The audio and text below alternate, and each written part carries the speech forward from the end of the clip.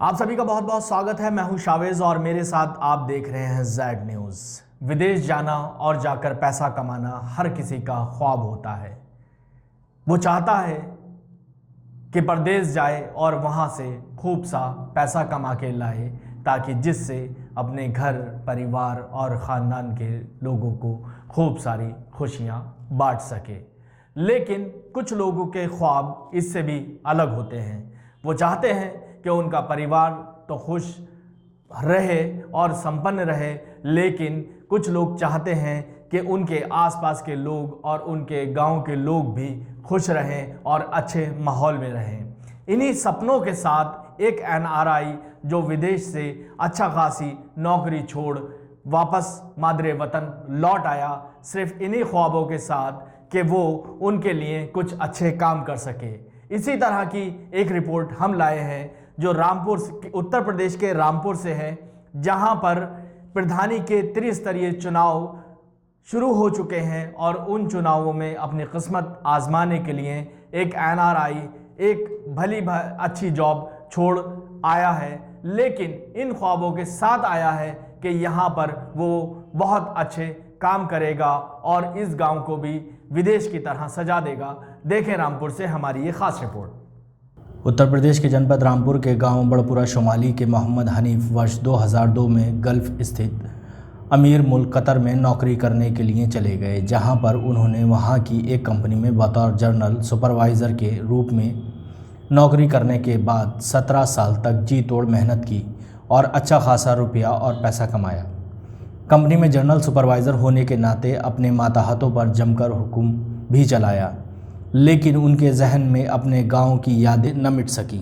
Qatar में गाड़ी से जगह जगह घूमने के बाद देखी गई वहां की बस्तियां, गांव और कस्बों की तस्वीरों ने उन्हें जहन में उन्हीं जैसी तस्वीरें हिंदुस्तान में मौजूद उनके अविकसित गांव बड़पुरा शुमाली की भी बनती रहीं। नौजवान मोहम्मद हनीफ के जहन में कतर में मौजूद गांवों और बस्तियों को देखकर एक ऐसी तस्वीर घूम रही थी कि उन्हें अपनी अच्छी खासी नौकरी छोड़कर 2 साल बाद रामपुर स्थित अपने गांव में आने को मजबूर होना पड़ा, ताकि वो अपने इस गांव की अविकसित छवि को सरकार द्वारा संचालित योजनाओं के माध्यम से बेहतर कर सकें। एनआरआई रह चुके मोहम्मद हनीफ ने कतर में देखे गए अपने सपनों को साकार करने के लिए अपने गांव बड़पुरा शुमाली से प्रधानी पद के लिए चुनावी ताल ठोकी है। शांत स्वभाव के मोहम्मद हनीफ गांव की गलियों में घूम कर लोगों से अपने पक्ष में वोट देने की गुजारिश करते हैं, तो वहीं वह मुस्कुराकर वोटरों से उनके वोट देने की मुन्नती भी करते हैं।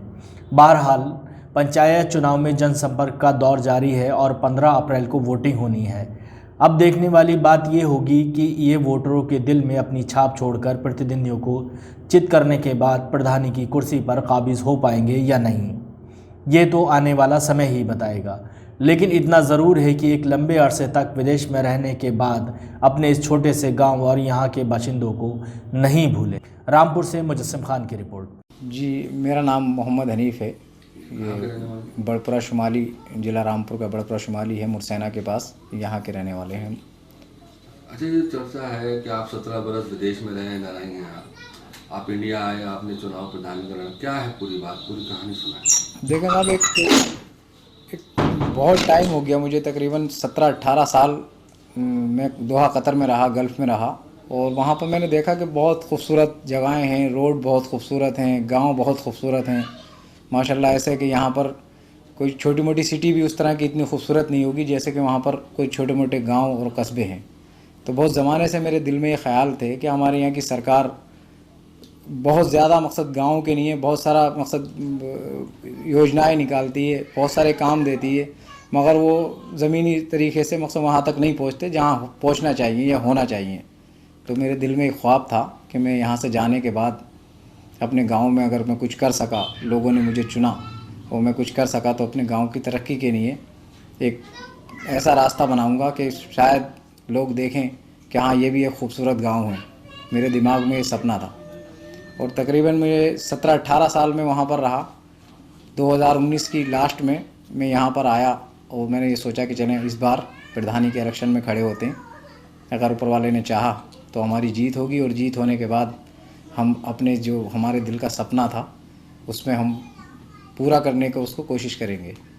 और जैसे कि यहाँ देख रहे हैं हम बहुत सारे गांव अभी भी ऐसे हैं, बहुत अच्छे हैं, बहुत खूबसूरत हैं, मगर कुछ गांव ऐसे हैं जिनमें निकलने के रास्ते भी ठीक से नहीं हैं।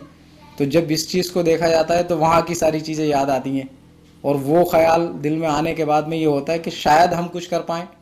अगर हमारी किस्मत में है और हमारे गांव की किस्मत में है तो हम शायद इसको बदल पाएँ और हम कुछ कर पाएँ कि ऐसा जो लोग हमें पसंद भी करें बाद में भी, और अब भी लोगों को अच्छा लगे। करने के लिए, कहने के लिए तो सारे लोग बोलते हैं हम ऐसा करेंगे, ये करेंगे, वो करेंगे, और सरकार की तरफ से तो बहुत कुछ होता है। अगर कराने वाला बंदा हो तो सरकार की तरफ से बहुत कुछ मिल जाता है। और कोई भी आदमी अपने घर के लिए कुछ नहीं करता, अगर जनता के लिए कराना चाहे, करना चाहे तो बहुत कुछ कर सकता है। और हमारी सोच ये है कि अगर हम कहीं से कोई काम ला सके, कर सके, तो हम ज़्यादा से ज़्यादा अपने गांव की तरक्की और खुशहाली और यहाँ की सड़कें, रोड, स्कूल, और जो घर हैं टूटे फूटे, लोग बेचारे ऐसे रह रहे हैं जैसे कि आसमान से अगर बारिश टपकी तो डायरेक्ट उनके ऊपर गिरती है, छतें नहीं है लोगों की।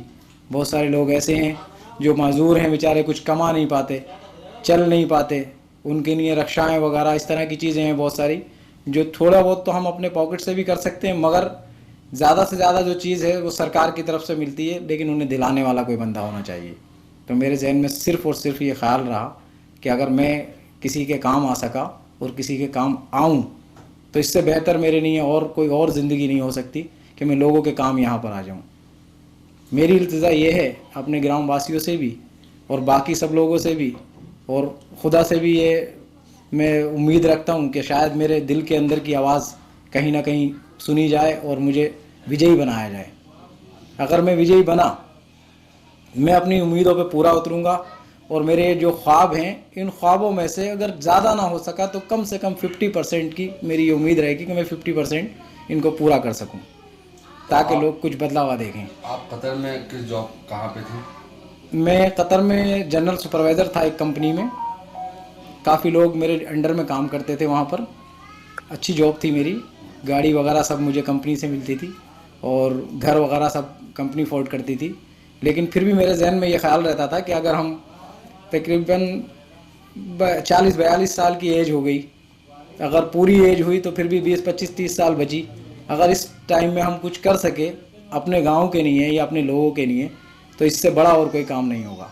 तो आपके दिमाग में कैसे आया सपना कि गांव प्रधानी का चुनाव लड़ना है? आप कतर में थे तो क्या देख के आपको सपना सा?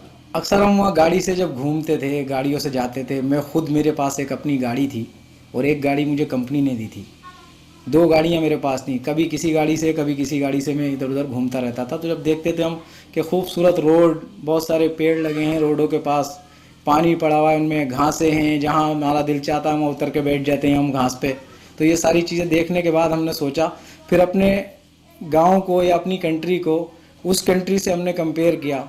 फिर ये देखा कि हमारे यहाँ भी बहुत सारी चीज़ें, बहुत सारी योजनाएं सरकार देती है, यहाँ तक के बच्चों तक के, पढ़ने वाले बच्चों तक के लिए खाने की व्यवस्था हमारी सरकार करके देती है।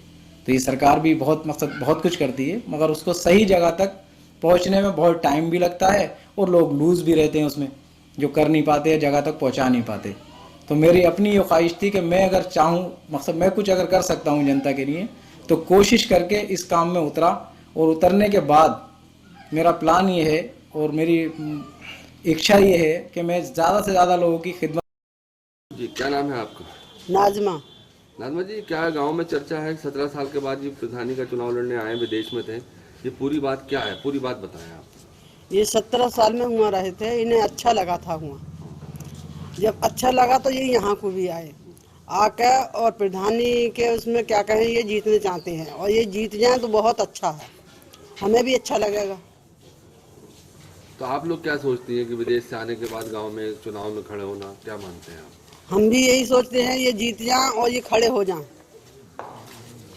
और ये प्रधान बन जाए। तो क्या कहते हैं ये लोग प्रधानी का चुनाव लड़ने, क्या इनका फॉर्मूला क्या है कि गांव को क्या करेंगे? गांव को अच्छा करेंगे। तो आप लोगों को क्या उम्मीद है? हमें भी उम्मीद यही है कि अच्छा ही हो जाए, अच्छा हो, अच्छा करेंगे, अच्छा होगा तो हमें भी अच्छा लगेगा। इस गांव की सुविधा के बारे में सोच रहे हैं कि इस गांव की कंडीशन अच्छी हो। और ये 16 साल लगभग, ये 17 साल कतर में रहकर आए हैं। इन्होंने वहाँ पर गांव की जो हालात देखे वो बेहतरीन और ख़ूबसूरत थे। ये चाहते हैं कि 17 साल मैंने बाहर की ज़िंदगी गुजारी, अब मैं अपने गांव आने के बाद इलेक्शन लड़ूं और इलेक्शन जीतने के बाद इस गांव की अच्छी से अच्छी सुविधा दिलाऊं और इस गांव में जो अभी तक विकास ना हो सका उसे मैं अपने हाथों से कराने की कोशिश करूं। तो आपको क्या लगता है 17 साल जो बाहर रह के आए हैं या एनआरआई हैं, अब यहाँ पे आके प्रधानी का चुनाव लड़ रहे हैं, तो क्या मानते हैं आप? हम तो यही चाहते हैं कि प्रधान जी हर हाल में जीतें। इन्होंने बहुत मेहनत करी, बाहर पैसा कमाया अपने भविष्य के लिए। अब इनकी ख्वाहिश है कि इस गांव की तरक्की के लिए और इस गांव की अच्छी सुविधाओं के लिए और इस गांव में रहने वाले तमाम वासियों की अच्छी सोच के लिए, अच्छे स्कूल कॉलेजों के लिए, रास्तों के लिए, चौराहों पर लाइटों के लिए अच्छे काम करें और इस गांव की तरक्की ज़्यादा से ज़्यादा हो और इस गांव की रौनक अच्छी हो। जैसे कि विदेश में कतर वगैरह में इन्होंने गांव और कस्बे देखे, ये चाहते हैं उसी भावनाओं के साथ इस गांव में प्रधानी के लिए उतरे हैं और हम तमाम लोग चाहते हैं कि फुल बहुमत से ज़्यादा वोटों से लोग इन्हें कामयाब करें।